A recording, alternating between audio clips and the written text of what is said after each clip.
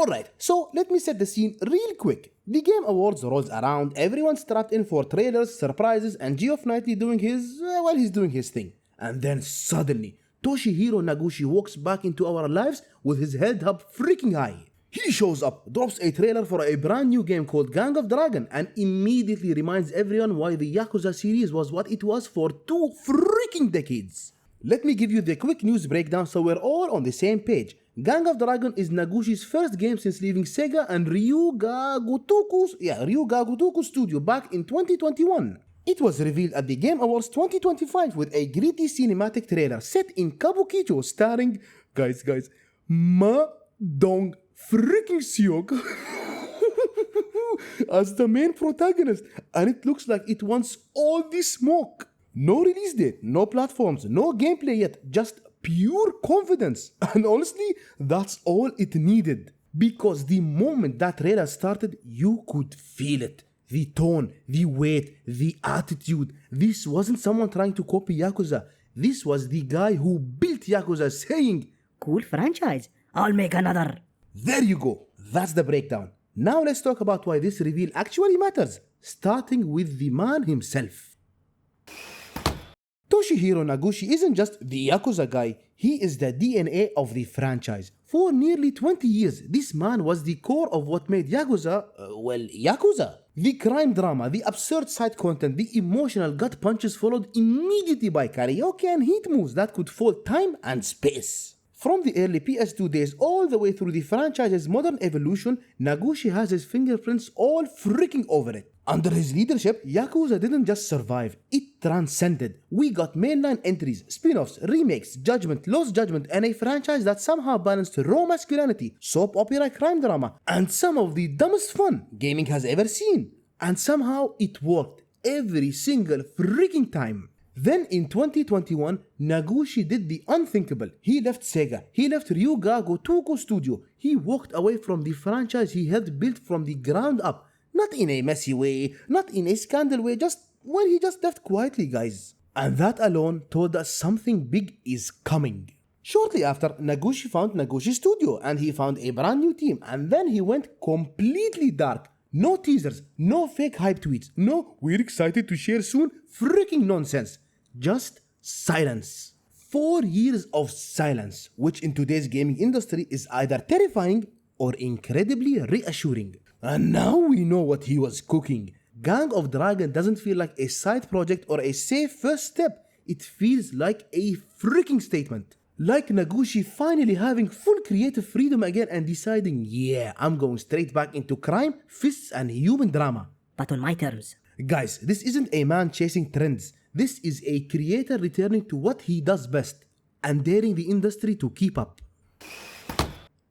Before we even talk about the game itself, we need to stop everything and talk about the legend, the myth, the one and only Ma Dong-Seok. Because guys, the moment his face showed up in that trailer, my expectations immediately doubled, tripled, quadrupled, infinity-upled. And I don't care if that's a word or not, he deserves it. Guys, this man doesn't play tough. He is the definition of tough. Ma Dong-Seok has built an entire on-screen career out of looking like someone you absolutely should not make eye contact with unless you're ready to get launched through a wall.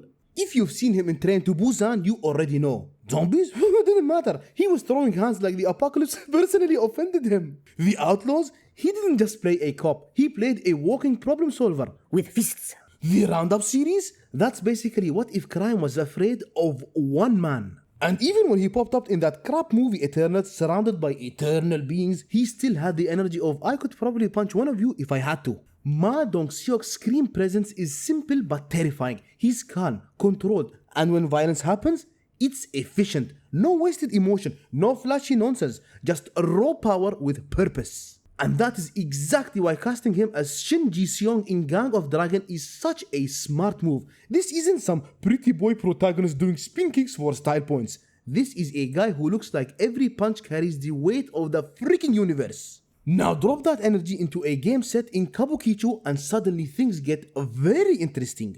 Kabukicho isn't just a setting, guys, it's a character. Amazing lights, narrow streets, underground deals, people smiling while planning your downfall.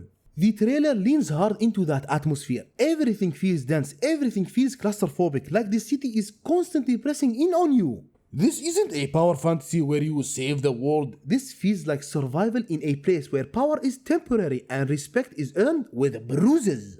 And even though we don't see gameplay yet, the action choreography tells us a lot. The fights, they look brutal, they look grounded and personal. None of that Floaty superhero nonsense. when Shin hits someone, it looks like bones are turning to freaking dust. Katanas feel really sharp, guns feel loud and desperate, not stylish.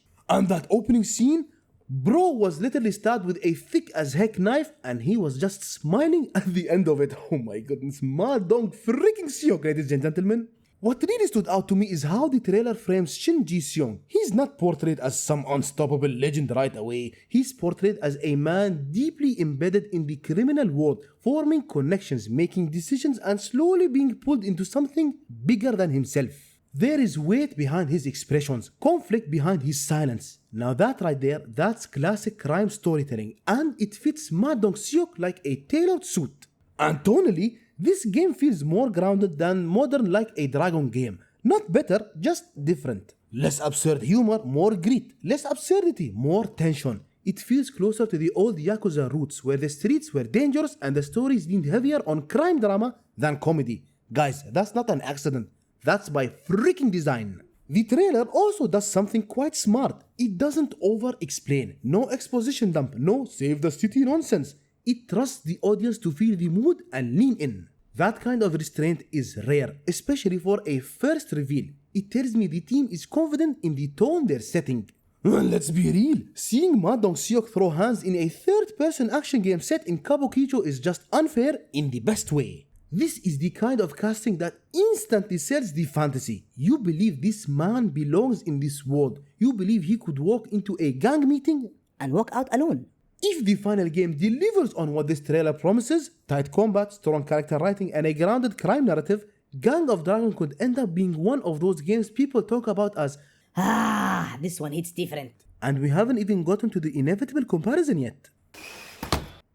Now let's address the elephant in the room, because pretending it doesn't exist would be dishonest. Gang of Dragon, guys, is inevitably going to be compared to Like a Dragon. And that's not such a bad thing. The comparison was locked in the second the trailer faded in over Kabukicho. But here is the key thing people need to understand. This isn't a copycat situation. This doesn't feel like someone trying to steal Yakuza's homework. This feels more like two siblings who grew up in the same house and then went in completely different directions as adults. Modern Like a Dragon has embraced, well, modern I guess. It's loud, goofier, more experimental, turn-based combat, absurd side stories, emotional whiplash between heartfelt moments and straight-up nonsense. And guys, that's not a criticism. It works and it has its own identity now. Gang of Dragon, on the other hand, feels like it's planting its feet firmly in crime. Less comedy, more tension. Less what the hell just happened. More, oh damn, this is getting freaking serious. It looks like a game that wants you to feel the weight of every choice, every punch, every relationship you could build or burn. And honestly guys, there is room for both. Actually, big room. This kind of competition is exactly what the genre needs. One franchise pushing experimentation and personality, the other leaning hard into grit, atmosphere, and raw human conflict. Fans don't lose here. Guys, we don't lose at all. We win. We get options, we get variety, we get different flavors of crime storytelling instead of one formula being stretched forever. What makes this especially exciting is that Gang of Dragon doesn't look like it's chasing trends. It looks confident in what it wants to be. No release date pressure, no forced reveals, just a clear tone and a clear identity. If Gang of Dragon sticks the landing, it won't replace Like a Dragon. It will stand beside it. And that's way more freaking interesting. So yeah, after watching the trailer a few times, I am genuinely excited. Gang of Dragon looks like a game that knows exactly what kind of experience it wants to deliver, and it's not afraid to take its time getting there.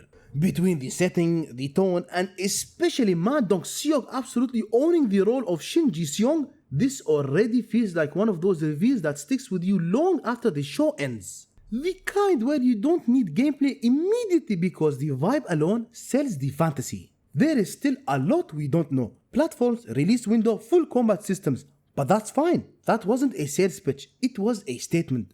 I'm really hoping Gang of Dragon exceeds all expectations and finds a solid footing in the crime drama gaming world, because if it doesn't, you can bet that Ma Dong-Seok will punch Nagoshi straight in the freaking nose. What do you guys think? Are you hyped for Gang of Dragon as I am and can't wait to land those excruciating punches? Or will this game launch as just another meh game? Drop your thoughts down below.